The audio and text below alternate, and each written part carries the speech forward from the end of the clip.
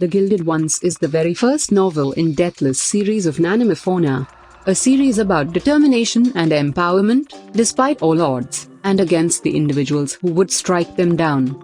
For last 16 years Deka has been waiting and dreading for this day. The day her blood is tested and accepted as a member of her village.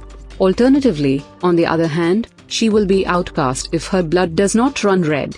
Deka's life changed like forever on that day, as her blood runs gold. However, it does not end there. She is granted with a choice: battle for the Emperor with girls like her own, or stay here and face a slow, painful death.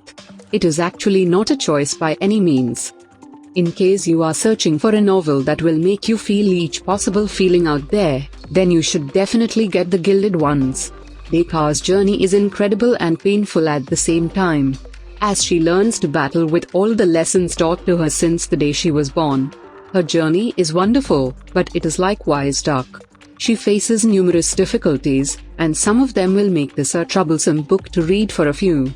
I realized it personally. The Gilded Ones includes a ton of graphic content, from the damage and torment that Deka takes, to the manner in which society deals with Deka and girls like her. It's raw and disheartening to find out about, particularly on the grounds that it's so painfully simple to envision being true. In any case, that component makes the end, and Deka's change throughout the course of this novel, even more impressive and powerful. It is impossible not to feel for her, and expect that there is something on the horizon.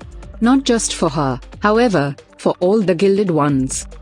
Always remember, a similar blessing they praise you for at present, they will execute you for the same, some other time. The Gilded Ones is the heaviest young adult epic I have read, and likely for this year. I additionally believe it is one of the more significant ones, as the effect cannot be stayed away from. I'm as of now anticipating reading how Deka's journey proceeds throughout the following two books.